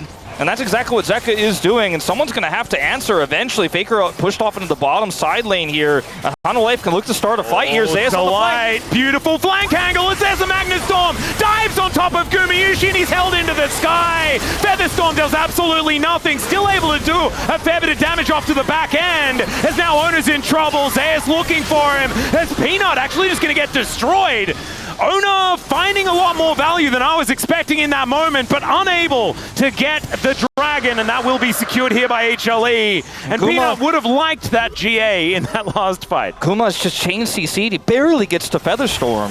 He barely gets off. His Delight's flanking. Zeus is flanking. Nowhere is safe, right? The Realm Warp on top of him. Like, there is literally nowhere to go as this low-range Xayah. He barely gets to ult with the bailout ticking, but there's no execution. There's no kill. Owner does, like you said, insane work here in this fight. Actually, Peanut going in here. Q and just obliterates. He's like, thanks, Peanut, for the second. So he gets 2 kills there, but ultimately the dragon still goes over to Hanwha Life. It's another pick onto Guma. And this Xayah pick is really struggling right now for T1. And honestly, I'm kind of impressed that Gumayushi has made this look as playable as he has. Because I think he's definitely made the most of what is an almost unplayable situation. Yeah, no, at this point in time. I think, we saw yesterday Duck Dom on the Xayah as well from behind, showcasing how much you can do if you're really good at the champ. But this is just a tougher draft to play into. He's the only gold lead realistically here for T1, and he's trying to keep this game alive, but he is the target. He's always the target. Yeah, doesn't have Featherstorm, doesn't have Flash. So Peanut is just wanting to press R on the Xayah. He knows that. That is why immediately T1 just run away. And so that gold lead still at about 3,000, but it's the 3 stack of Mountain Drakes, the Soul Point available for HLE.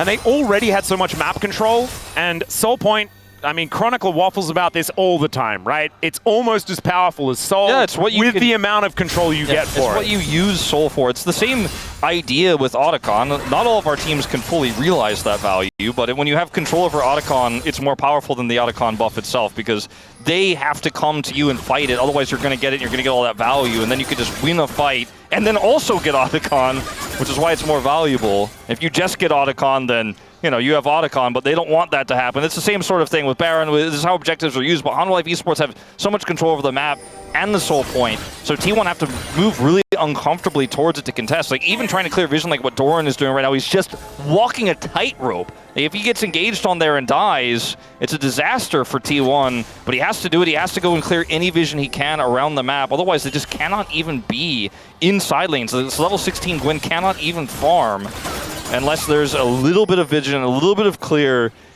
And he's not that far behind or anything like that. No, really not. We just haven't really seen them be able to do anything because it has to be so committal on T1's side. And if HLE is set up around an objective, they have the guy on your screen just before, the little Ziggs. He just throws things at him. Yeah, look at Doran right now. He's like, well, I'll just wait for this mini wave because I know I can't be anywhere near where it is right now. I'm just going to let it come through, which allows allows Hanwha to take free backs right now, to keep that vision on the top side and then rotate bottom side and kind of rinse and repeat and maintain control. And if anyone shows near Peanut, Zeus, Viper, they die. I have an analogy for you, okay? Yeah. This is one that you will get. Basically, think that you're playing slappers only mode in GoldenEye. Yes. Okay? But one guy has a grenade launcher. Yeah. That's what you're playing. Yeah. That's exactly what's happening right now. That's the game. And also the guy with the slapper can only see half the screen. Yeah. And the grenade launcher guy, he has X-ray vision and can see everything. Yeah. He can screen cheat, and you can't. And on your screen, you can't see anything. Oh, no.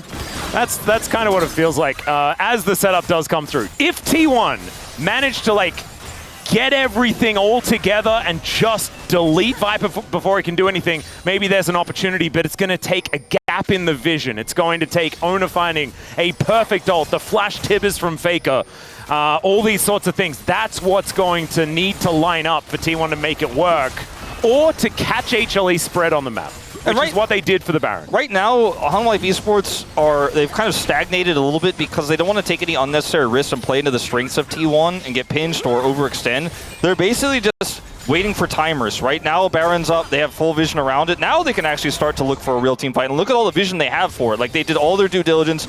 Did they try to push for, an inhibitor turret or a risky enter? No. Just sit, push waves clear, keep vision control, wait for those timers. Now they can force an awkward trade here for T1, for example, where they can get Mountain Soul or fight for that Baron where T1 have very little vision. Hanwha have all the cards right now. See what they can do with them. As 3,000 gold at 35 minutes, the gold isn't the problem. It's more about how these comps function against one another. 8 seconds until the Mountain Soul is available, but it's the Baron that's going to be the target. Is Faker engaging onto Delight, not necessarily optimal here, as Viper holding onto the ulti. Tibbers is dead. Yeah, I mean, he just cleanses it and walks away, and that's one of your best engage tools gone now as T1. Didn't have to flash. Tibbers will be back relatively soon, but it's still a decent cooldown they won't have access to, as Mega Inferno Bomb is going to get a lot of flashes. There's the Feather Storm down. That's all HLE needed. And they've got still so many buttons to kill him with. Yep. Good luck in this one, Guma. This is going to be tough. He's got his flash at least, but he needs to operate so far away from Hanwha Life, and this means Hanwha Life could just get on this Baron. Zeka doing such a great job of pushing these mid waves in, and while T1 run around the look at those, the little purple circles. As all right, Peanut going to get himself back into the pit. And the zoning is going to continue. He can just put them down perpetually. It is so annoying. It just keeps constantly harassing and zoning as Pantheon goes for the flank. There's the engage, trying to get on top of Viper here as the redemption goes down. Owner taking so much damage, and Delight finding huge CC into that back line. GA going to get procced though, as now Doran going golden. Mega Inferno Bomb up yet again, as Doran looking to get himself out of there. Punched in the back of the head by Peanut, but Owner is able to get one back as well. He will finally go down though, and now Viper has all the space in the world. And they've also got this full health Rise to deal with as well. Guma, he's going to have a heroic performance here. He has his flash. Carrier is looking so incredibly low as well. They know that they cannot lose this soul, as Carrier getting a decent amount of work done, and now Gumayushi taking matters into his... Never mind, he's dead. And that is going to be almost an ace, because Faker is there in the mid lane, but unable to actually do anything after teleporting back. And that, ladies and gentlemen, is Mountain Soul. For Mountain Soul. The highest amount of resistance. Okay, so we've got 86 armor and 50 MR for Faker. And let's see what that number is click on as we have Zeka. A look at somebody else. Yeah, click on Zeka, who has Zonias in his inventory. Yeah, we should. That'll be skewed. It will be a little skewed, I think. But well, I still do want to see the number. I don't think T1 fans want to see that number right now, Atlas. We might not click on it, and this is a Baron just going to appear right before the eyes. Rise has 171 armor, and over double the Okay, well, I mean, he also has motion. So there's a lot of things, but it's also silly. Let's have a look. It's a heroic attempt here from Owner, and it actually splits up the fight. I think if this is a closer game, this might have worked out, because Keiria's follow-up is phenomenal, and then they can actually collapse on the Zeus and get his GA. This is the best fight Guma could have ever hoped for. While all the other threats are pushed away by that engage from the Pantheon, who has GA, who's buying an insane amount of space. Like, I think this is the best fight T1 could have ever hoped for, but they're just so far behind, so massive behind. Viper's flash up with a fat wall as well to survive.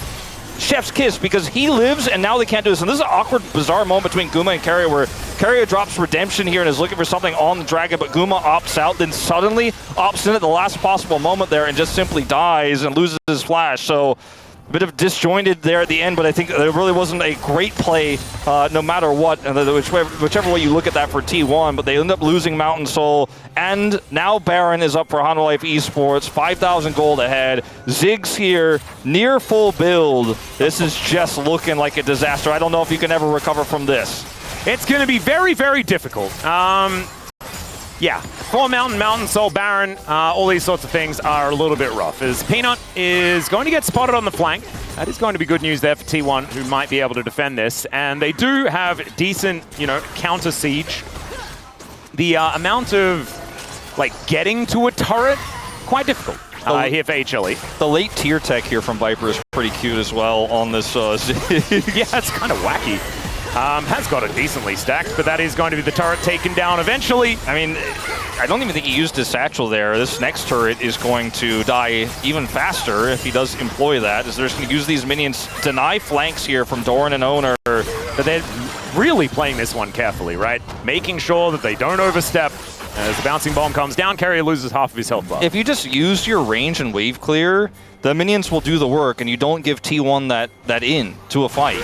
As Owner is going to look for something here. Yeah, going for a little bit of an angle, as Peanut does take a bit of damage, but Zeus is going to be there as well. Doran goes over one mine and then almost dies. Keiria, speaking of which, he's not going to get bailed out of this one. The three-man Magnus Storm comes in from Delight as well on the follow-up, and off to the side, the Gwen is dead. The Pantheon soon to follow. A couple of kills do come through for T1 though. Gumayusi able to pick up one off that back end, but still they lose the turret, and HLE, they get a few extra on that one themselves. Hey, we're going to get this inhibitor easily here, and with Baron and Power Recall still available, they can just get out of here. Commitment from Viper, actually. He wants more with this next wave. Just going to get the TP from Zeus back in. They're looking to end. These turrets go down so incredibly quickly. Look at this. Every auto is ridiculous, even without the short fuse. And Gumayusi, one bouncing bomb, and half his health bar goes down. Faker's dead as well. And HLE, I think they want to go home early tonight. That is match point up 2-0. A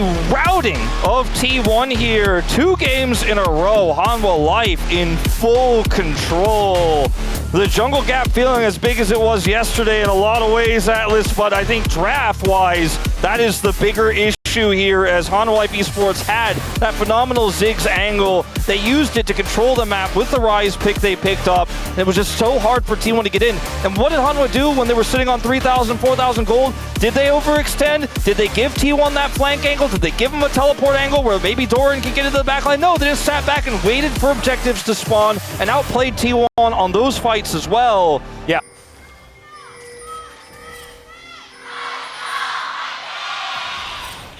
All right, here we are, ladies and gentlemen, onto the Rift for game number 3. As already, we are having a bit of a ruckus here, as Doran could be out of position. Peanut going to move on over and greet him. Counter-Strike comes in, but that's a Gragas. I'm glad that we got a bit of an example as to why Gragas is picked into Jax in that moment right there. Good example, yes. Yes, we'll see whether that one does continue. Not really too much to come out of this, just a little bit of friendly slapping each other around. I believe when Ruler played the Smolder yesterday, he played Press the Attack, and it is the safer Fleet Footwork variant for Viper this time around, which is much more common, much more standard. But maybe he's playing top lane. Yeah, Viper's in the top lane. So lane swaps are only detected by multiple members. If you just go it alone. I mean, Jax is an AD champion that can carry. So... Are we dragging the plates? Observers, yeah. Are we dragging that Smolder plate? Oh no! Oh god! And actually, it's By the Viper. way, He's the king of the awesome dude meta. So when you have Fleet Footwork in this matchup and you're just chilling, you're just stacking like a madman, and then you surprise T1 down here. They're very surprised. Do they care? Maybe not, but they're pretty shocked by the revelation. Yeah, I also think that HLE are not going to be too shocked about the fact that they are melee. So I have so many questions about, like, if you're Hanwha and you're up 2-0 in the series, why do you show this tech now when you have so many advantages and you're not pushed to the brink? I mean, maybe they're like, oh man, this series is easy. I guess we'll just test it now. But maybe it's not even tech. Maybe they're just like, oh no, this would be fun. Let's just do it this way. I guess maybe, yeah. It's not going to be a fun time for Doran, but it's also not going to be a fun time for Zeus in this bottom lane, nor will it be for this Alistar at level 1 who took Exhaust to try to mitigate the pressure here on the Unsealed. Yeah. He's actually even going to make a pass to the mid lane. Delight the old level 1 Alistar gank. Exhaust. As he gets the exhaust off, Zeka not going to quite find the chains. And I'm not going to quite find his name either. This feels really practiced for Hanwha Life. Like the early game, they've got this plan. They put the exhaust on the cow. They say, Zeus, you've got Counter-Strike. You'll be fine. Just hang out under turret. Viper's going to win top side here. And to Doran's Grog, as I mentioned earlier, he's really good at this pick, especially into the Jax. He's not playing against Jax, though, in this early game. And it's free stacking as well for the Zelda, right? He's because just chilling. melee. Like, he has to walk up. Exactly. That's kind of crazy. It's also Zeus who, because he is Jax and can Counter-Strike, it's hard to kill him. It's hard to put big pressure on him. It's not going to farm that much, but neither is Doran. So kind of an equivalent exchange here of this. It's a Neo lane swapping. We brought it back. Hanwha Life Esports didn't expect this to be the team who had the strategy of the read on this. I would have expected this from a team like T1, for example, or maybe even like T+, but Hanwha Life wants to bring out this tech here. Top lane, Viper Smolder, as if doing a bajillion damage in games 1 and 2 wasn't enough. He's ready to do it again in game 3 with a free lane.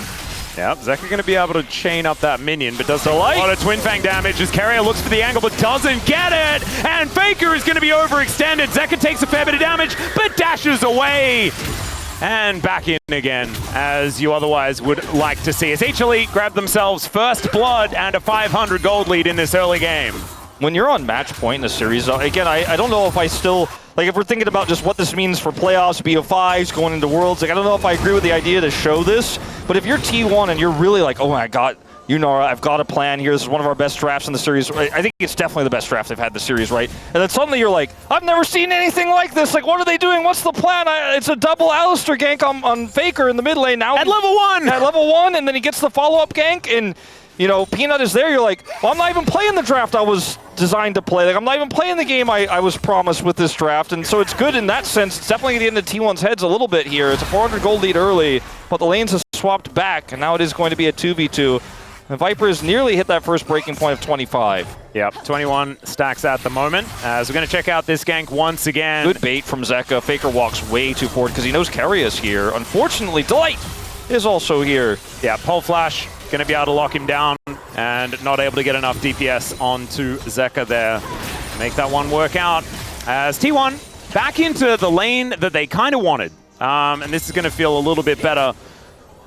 Still, HLE with a slight advantage. But I think now that everything's kind of neutralized, we don't have River Cow anymore. It's just a 2v2 here towards his top side of the map. And we've got the Jax versus the Gragas. That should be how T1 find themselves in a much better position. Yeah, and now that Viper has 25 plus stacks, he can farm a lot easier in this 2v2. He's not going to be winning the lane by any means, but he got the free stacks off of Doran.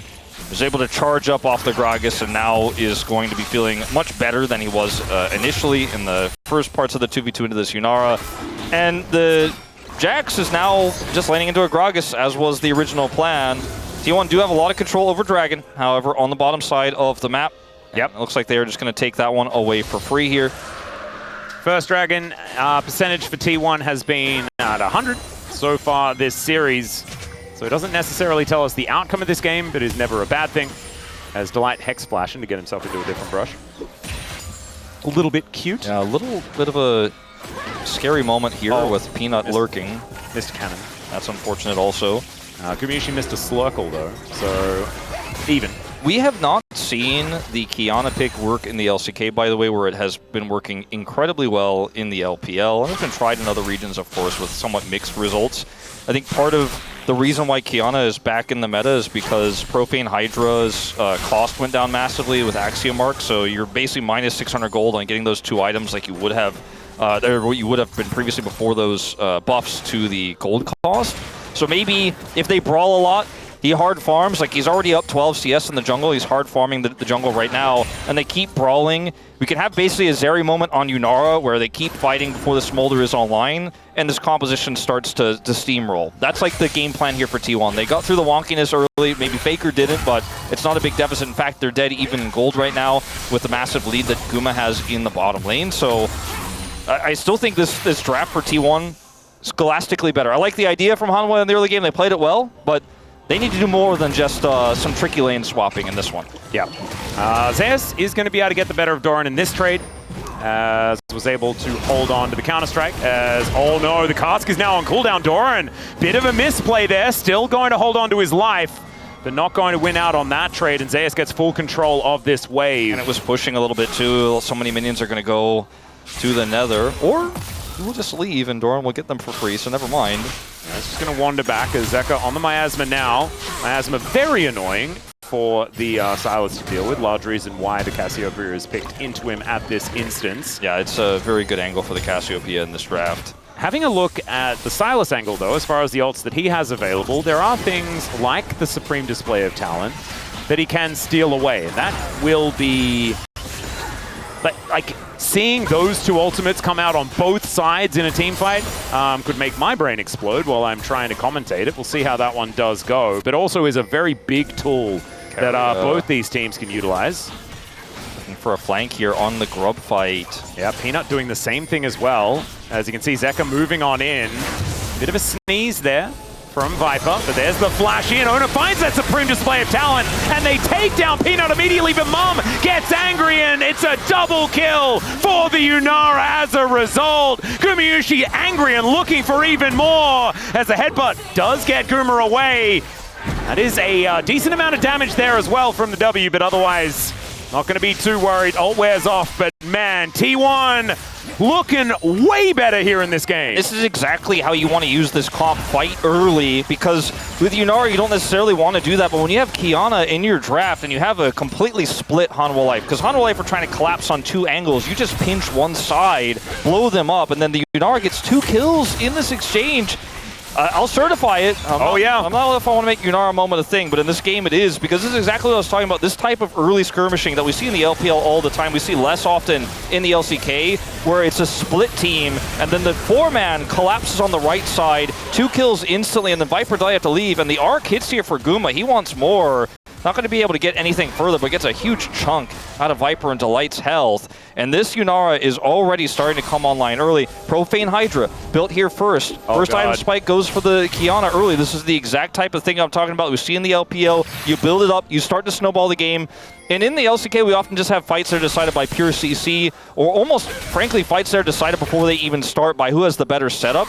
And T1 had the better setup here, but they turned it into a very quick skirmish. The ult comes out from Owner so incredibly quickly, there's just no time to react for Hanwha on the collapse, the attempted collapse. And the Smolder just isn't going to have as much value as Yunara early in these team fights, especially when one person is just deleted instantly. This is looking a little bit rough now for HLE. Having a look at the number on the top of your screen, 1.7k isn't end of the world. The problem is the flow-on effects, right, that you can pick up. Double Dragon, pretty likely here for T1. You mentioned the item spikes. We do have Peanut completing his Sundered Sky, but Ona looking for a bit of an angle, misses the ulti. So close. Yeah. That was a really scary moment there for Zeka. He's able to get out, but... Still getting his flash, going to be a big deal. Using the wall there of the river entrance to set up the ultimate is quite tricky. And well prepared, well planned by Owner there, but still, flash is all they get, but they'll be very happy with it, especially considering the lead they already have. Second Dragon is also just straight up theirs, I think, in this situation. Yep, Guma is going to rotate over. Viper dealing with the wave for now, as Wind Becomes Lightning does connect onto Carrier. Slurkle does not, but that is going to be the Drake secured. And T1 going to get 2 of them. First Chemtech Soul of the weekend, I'm pretty sure.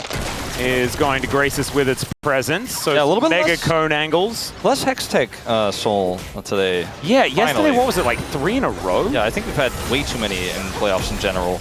It's been pretty ridiculous. Zeka was not there in that last fight, so it was just a freebie because he had a flash, he had a back. And T1 are just like, yeah, if you want to try to come over here and try to make something out of this bottom side, probably good luck with that. As even Peanut is struggling here to find Faker, gets the connection.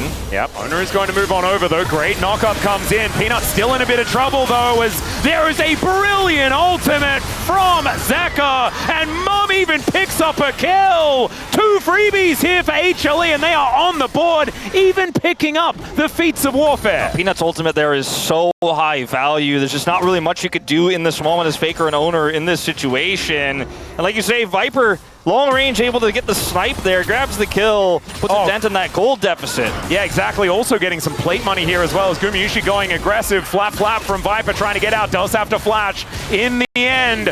And with the quickness, it is just too hard for Delight to peel effectively. Yeah, he does lose his ultimate as well in the defense. One side, let's cannon. Yep. Sneeze comes down, Slurkle not able to punish just yet. Running out of the blue stuff here is Gumayusi, but he is still a threat as they look to grab another plate for themselves. They should be able to do so. 3 Grub's going to be helping out there as Viper clears out that wave. We're going to have a look at this one from Zeka's perspective, hijacking this petrifying gaze. Yeah, and then Peanut's ultimate here means that there's just nothing they could do to him. The ultimate is phenomenal from Zeka. He said, very good. Yeah, I really like that. He was very impressed with it. And like, this is a comfort pick for Zeka, by the way. We haven't talked about it that much. If you think back to the DRX days, like, this guy has done mad work on Silas. Says, oh, that's a good cask. Oh, not quite able to get in range of the turret, though, unfortunately, so couldn't get that extra bit of damage onto Zeus. Doran is going for, like, more of a bruiser AP Gragas type build, not going to be full tank or anything like that. So we'll still be doing some relevant damage in this game. Does mean that T1 are going to have threats kind of everywhere. Yeah, it is a multi-threat comp that's designed to kill Viper, to get past the front line here of Hanwha Life Esports. And even if you get Viper out of the fight, then the Yunara cleans up front to back. So just so many really great tools in this comp for T1. Of the 3 we've seen, like, I don't want to harp on it too much, but this feels like a real strong T1 draft here. Hanwha Life Esports took a lot of liberties, took a lot of risks, and they are not paying off as well as they could, as this Yunara is so incredibly ahead in gold. But yeah, Viper is playing Smolder, and sometimes gold means less than stacks. And he's actually about to hit 125 here at like 14.5 minutes. Viper has been known to be our fastest stacking Smolder player since release, and that is going to hold true here. A little bit cheating in this game because he landed against a Gragas at the beginning, but there's 118 on your screen right there. He's about to hit 125. Yeah, I'm getting very, very close. And then, of course, once that next breakpoint, oftentimes if we... Okay, never mind. Bit of a steal away here on the quickness from Zeka. In goes Peanut, finding some decent damage onto Carrier. And Delight was waiting in the wings, but they don't quite find the angle. Mega Cone is going to be here if they really do want to attempt something, but not going to be the case just yet. Viper just goes back to this wave, Essence Reaper in hand, sneezes towards Gumayusi, but is not able to actually find that just yet. And there is that 125 that he does manage to lock down. Rift Herald. And this Qiyana is so strong right now on objectives when you have any sort of control. And with the accelerated Yunara here, it's just so hard for Hanwha Life Esports to even like show up to a Herald fight right now. They just want to sit back and scale and stack. Yeah, Hanwha just need a dragon, and then they're going to be feeling like, okay, well, at least we'll get our Smolder stacks online. 50 seconds until that spawns, so instead of trying to take a horrible fight into this Fed Yunara and extremely accelerated Qiyana, well, I mean, I don't even know, that's not even true. She's just really strong at this point. She's not accelerated. She's hitting the normal breakpoints, which is she's stronger in skirmishes than the Xin Zhao is at this setup.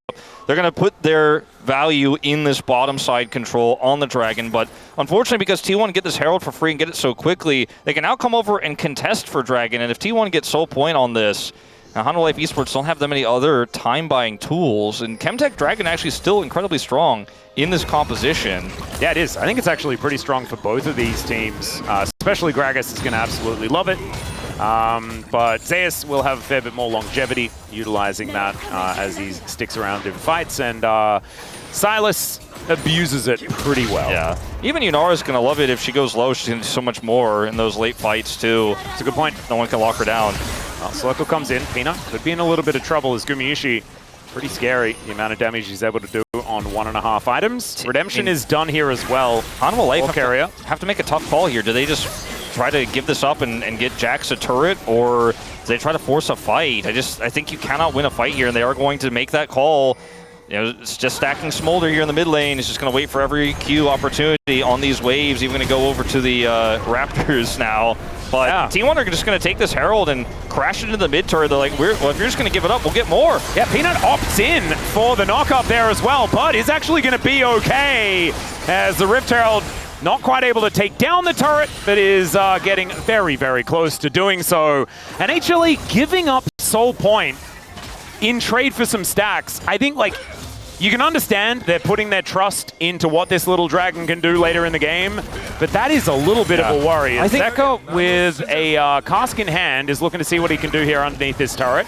Everyone's making their way over, though, as Ona gets in. Fair bit of damage down onto Delight, as the barrel is going to come on through for the disengage. Redemption gets the health back into the cattle. They should be okay. We have talked so much about the growth of teams like B&K. D+ is kind of recent glow up as well, but KT Rolster dominating the conversation yesterday. But Hanwha Life, even though they're really far behind in this game, the 3 dragons down, this draft is insanely risky. Old Hanwha Life just send it on that dragon. Yeah, they And do. even though I think it's not a positive outcome, I think it's the right call to just say, leave the Jax up there, get some Smolder stacks from Viper. We can't win this fight. If they lose that fight, I think the game is lost 100%. And Hanwha Life being a lot more measured than they normally would. It's a 700 gold lead, right? It's not the end of the world. It's a really bad game state for them, but if they can survive, this game is still playable as long as they don't get wiped, as long as they don't give T1 that amazing Yunara fight they're looking for. They gave him one on the top side of the map, and that was a great setup from Owner. But they're not going to do that. It doesn't look like they're going to make that same mistake twice. As Viper's getting very close now, 175. And once you hit 125, you just start stacking so quickly, as you can see here. And you also have pretty ridiculous wave clear. So you saw that turret went down extraordinarily low, but they weren't able to take it. And so now it's going to mean that Zeka can lock down that first turret here towards the bottom side of the map. Feats of strength going over to HLE. I mean, they had threat in all 3 lanes for turret. Viper gets away with so much damage with the wave clear mid. Zeus was pressuring that top turret, and then the bottom turret just goes over to Zeka with no answer from Faker. He's too late to catch that wave. And so they get feats of strength. They actually minimize the gold lead even further.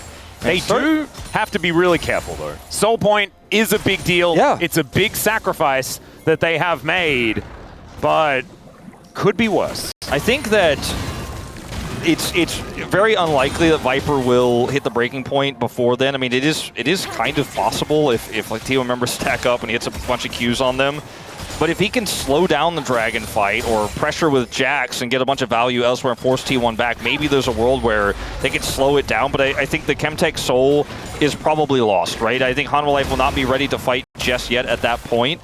But if they can win every other fight, namely the first Elder and the subsequent Baron and Otacon fights, then they feel like the gamble has paid off. And so for T1, you need to lock down all of these objectives. You need to be ready to fight. You need to be trying to force Hanwha to fight at every single turn. You have to be proactive. You can't just sit on this 1,000 gold lead and fed Yunara and say, well, it's a freebie, because it gets harder from here. Yeah. That is Rapid Fire Cannon done, so 2 items each for both of our 80 carries in this game. They're just going to start this Otacon right away. I think this is 100% the right call for T1 because Hanwha Life do not have an easy answer. Yeah, they are not in position. However, Zeus is doing a decent amount of work towards Doran here. Peanut moving in, Faker off to the side. Petrifying Gaze in hand. This ward getting them a lot of information, though, as the teleport to come through from the Gragas. Same thing to be said for the Jax, though, as they make their way down. I just don't know whether HLE can get here in time. As Peanut's going to flash forward, it is going to be secured by Ona, though. But look at the damage from Viper. Gumayusi also starting to pop up, but he's taking so much on the back end. And HLE still staying amongst it. Faker now fighting them by himself. And Zeka keeps himself alive, still flashes away from Carrier there. And T1, they take the Otacon, but they lose the fight. And now Viper's going to have stacks for the Chemtech Soul. He actually will. He got so many in that fight. And off the last wave, he's just going to take this bottom wave. He's going to hit 225. This is a huge turning point in this game. Even though T1 secure the Otacon, it's such heavy risk here. Oh my god, look at the value. setup. And Delight gets in here. Look at how much damage goes on to Guma in this exchange. He takes so much damage there from Viper on that final Q. He actually just can't be in the fight anymore. And when Yunara is split like this, then you can just isolate Faker, take him out, and look for the turn. Keria going in here, extremely greedy, looking for the snipe onto the Silas there, onto Zeka. Is unable to get him, does get away. But this is a huge turning point potentially because now Hanwha Esports can fight. Now this soul fight is not just an imagination, it's a real possibility. 225 for Viper as it spawns. And he has flash. And Gumayushi is not so lucky. No summoner spells, 5 seconds until his ulti's up. And so he will have that for the extra damage. But Peanut looking for a fight before that even happens. Quickness, very, very close to being up. Supreme display of talent is going to be there. Petrifying Gaze as well. But this feeling like make or break. As Zeus off to the side, looking for a bit of an angle. Zeka as well, wanting that pincer maneuver. 227 stacks, as you mentioned. Well, Viper is in position as far as that passive is concerned. Angle here for Zeka is pretty huge too. Yep, Mom could get pretty angry as well as Zeus goes in. There's Mom down as well, so much AoE damage, but it's the Zinzao that goes down first. Petrifying Gaze is phenomenal, and T1 stand their ground. Viper is the last man standing, and can he actually get anything done is the question. The rapid fire cannon giving him a fair bit of power, but Owner, he has the smite, and it's stolen! He still kills him! Oh my god, he flashes forward. Gumayushi down so incredibly low. Faker does finish him off, but Viper may have just saved the game. Viper almost just 1v3, Atlas! They actually have a little bit of health here on Guma and a wave. They might be able to push this inner, but that is all that T1 are going to get. They don't get the soul. Viper likely saving the game here as Zeka has this flank angle right with Zeus. The collapse seems incredible, but look at Faker's positioning. Look who's not caught here in the initial salvo. He actually goes over, even with the charm, is able to set up a massive ultimate here. They wipe the floor with the rest of Hanwha Esports, and then Viper is the little dragon that could here, looking to set up some Qs onto these members and burn them down. It's a really cautious play here that T1 have to play. But look at this smite. Oh my god. Actually, I cannot even believe it that happened. I can't either. I feel like I don't know. One tick away from killing Guma as well. Like, it was actually so incredibly close. Viper is playing out of his mind right now, and Hanwha Esports with these drafts, by the way, have just said, like, it hasn't been on social media yet, but we've officially renamed the Viper Life Esports. Yeah. It's been a nickname for a while, but I think they're thinking about calling it maybe, I don't know, Hanwha has to be in the name somehow, but they were still workshopping at Atlas. Yeah, we'll figure out a way. Viper is 4 kills in this game now. He has his stacks, and it's just going to get stronger and stronger and stronger. And the certifications that need to be delivered here is, I mean, the Yunara got a certification pretty early. I feel like the Smolder is going to get there as well, as he's just continuing to put stack after stack into this champion. 268 now. I mean, he's going to be able to output so much more damage than the Yunara if the conditions are met. And then that last fight with the flank from Zeka and the stolen Rakan ultimate, the gaze was amazing for Faker, but Viper all the space was bought for him to have that 1v3 moment. Things go a little bit better, and it's not a 1v3. That fight just goes the way of Hanwha Life, and they get an easy cleanup. And see what it, like, in the most ultimate hard mode, what Viper was able to do. Imagine on even footing what he's capable of now. Yeah, that's the ridiculous thing. And the fact that they do buy themselves a little bit of extra time by taking away that dragon is an important one. But now Baron's on the map. T1 have this angle here to potentially start this up and force Hanwha Life over and look for a turn, but it's not the same lead T1 had before. The gold lead, bigger, but this Smolder is online, and that's just very difficult to quantify in terms of gold. It's really just about protecting this Yunara. Guma has to pop off. He hasn't died yet in this game, and that's going to have to continue in this next fight if T1 are going to either start this Baron or force a fight around it. There's still not a lot of great tools to kill this Yunara. Viper's going to need a lot of time in order to do that, or a lot of insane plays from Zeus and Peanut, who are really the best ones who can get on top of Gumayushi in this game. He has Ghost and Flash available, his ult, of course. Yeah. And he also has Infinity Edge. Viper doesn't have that one yet. He might be able to get it on this back. I think he is. That's incredibly important if he does do so. And as we can see, there it is. Oh, okay. Delay on the UI. You did get it. Yep.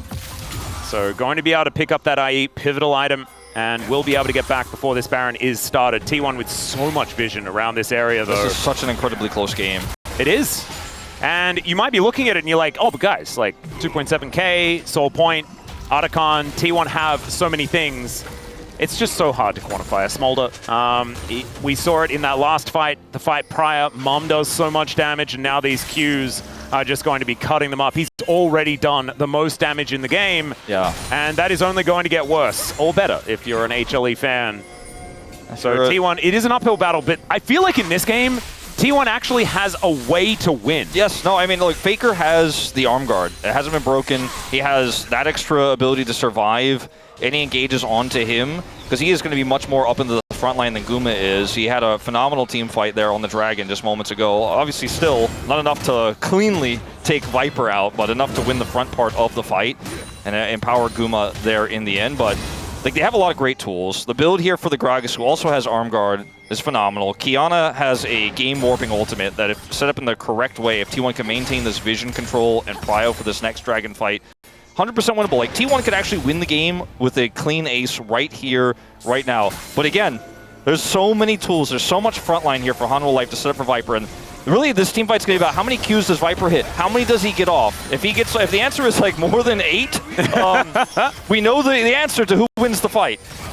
That's going to be a long fight. That does indeed happen. Slurkle going to connect, as we've got a few skill shots going a little bit wide. You can see Ona trying to find some moments here. Teleport in from Zeus, though, as we've got another fight for another soul. And let's see how this one's going to go. Viper finding one there as Peanut goes in, looking for a bit of an angle. Delight in a lot of trouble. Has to use the ulti, but the cask doesn't do anything. Doran goes golden. Viper is relatively safe at this point, but you can see T1 still going for it. But both solo lanes are dead. The Yunara is popped like a balloon, and Peanut just puts a spear into the back of Carrier, and it's only Ona left alive. HLE, I think they're poised to get a 3-0 against T1 here today. That was real cute. That was from Ona. So it may not be an ace, but it's still probably going to be a Baron. I mean, he does not have flash, and I do not think he's going to be looking for a steal as Zeus is trying to end this mid turret. He is coming over here. See if he can make something of this with no real... They have vision. Yeah. Okay, here's Viper. It's just getting No! That was not even okay to laugh about this one. That was extremely anticlimactic. Oh, God. It's not okay, but it did happen, and this Smolder has 7 kills, and we warned you. He's online. Look at this fight. I didn't count the Qs, but he gets a lot. And the sidestep from the cask as well. If he's tagged by that, he might be dead. He gets hit by the Kiana ultimate, but there's no follow-up. Faker is dead, and it's just front to back from here. Just too many threats to get on top of Guma while Viper just layers damage in. Like, the Silas pick does so much work here in this draft, and I thought with the lead T1, oh, don't do it. So, flap, flap, flap, goodbye. Well, like, what the lead T1 had, they're supposed to have in this draft, and the massive lead that the Yunara had, I thought, surely this Smolder won't get online, but he's able to weather the storm, and now Hanwha Life looking for a 3-0. Yep. Doran trying to get away here. He will be able to do so. And it's technically an upset, right? Like, most analysts predicted T1. I mean, it's technically not an upset, right? Because HLE was second place. Yeah, they have the highest seeding in this game. So technically, not an upset. But in actual fact, from what we've seen from the form of these two teams in recent memory, it's an upset. I mean, it's analyst prediction upset, but at the end of the day, Hanwha Life showing up and 3-0ing, not one person thought that outcome was possible. Not one person thought it was even close to possible. It's exactly the same as Road to MSI, but the other way around. Exactly. And that was not what it wasn't on my bingo card. Not today, as the stolen cask is going to deliver to Doran. Not exactly the ideal target as Mom comes down, doesn't get a whole lot of value, but I just don't know whether it matters. Faker off to the side, just getting pulverized by all of these HLE members, and yells into the abyss, doesn't find a target with the ulti. And the rest of T1, not a whole lot of options. Oh, Zeka, at least, yeah, no, that was Peanut that died. Zeka goes down extraordinarily low, so does Zeus. But Viper, he is still at full health with a GA. Uma has and to survive Zeka somehow. dives forward, avoids everything. Gumayusi gets charmed up and eviscerated. And HLE will march into the base, take down the Nexus, and they will be going further. Like, we don't have T1, we don't have Gen G, we have KT and HLE in the